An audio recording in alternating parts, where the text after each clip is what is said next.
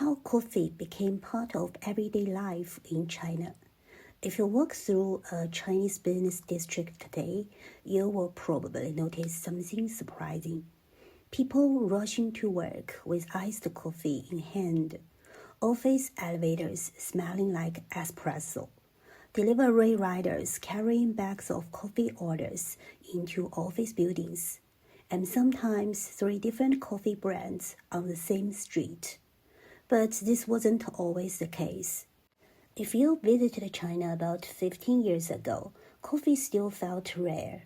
It was something you drank in international hotels, airport cafes, or a few foreign chains in big cities. Tea was still the everyday drink. Coffee felt imported, urban, a little foreign. So how did coffee become part of daily life? The change didn't happen all at once. It happened in layers. First came the international cafe era. Chains like Starbucks introduced cafes as comfortable social spaces. People met friends there, had dates there, studied there, worked there. For many urban consumers, coffee wasn't really about caffeine. It was about the atmosphere.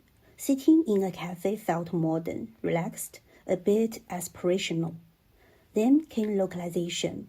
Chinese brands began reshaping coffee for local habits and tastes. But localization in China didn't just mean adjusting sweetness or price. It meant constant flavor innovation. New combinations began appearing rapidly, sometimes in ways that surprised even coffee drinkers. Coffee with Chinese liquor, fruit-based Americanos, seasonal blends closer to dessert than espresso. Many milk tea chains entered the coffee market, intensifying competition across beverage brands. Companies began racing to develop new flavors to attract younger consumers. For younger consumers, trying new and unusual coffee flavors became part of the experience. Even people who had never liked coffee before could start with fruit coffee or lighter blends, and that often became their first coffee habit. And then came another uniquely Chinese shift: delivery coffee. In China, ordering drinks to your door is completely normal. So coffee stopped being a destination. It became routine. Morning coffee arriving with breakfast, afternoon coffee between meetings, late night coffee during overtime work. Not an outing, just a part of the day. Another major shift was generational. For many people in the younger generation, coffee isn't foreign at all. They grew up with it. To them, coffee and tea aren't opposites. They are just different moods. Tea at home, coffee at work, milk tea with friends, all coexist.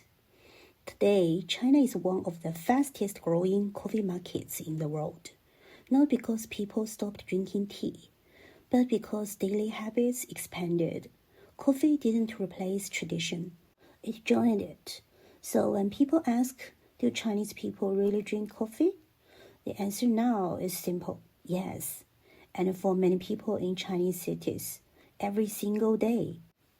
If you are interested in how consumer habits in China are evolving, from business practices to everyday consumption, I share more observations like this on the channel.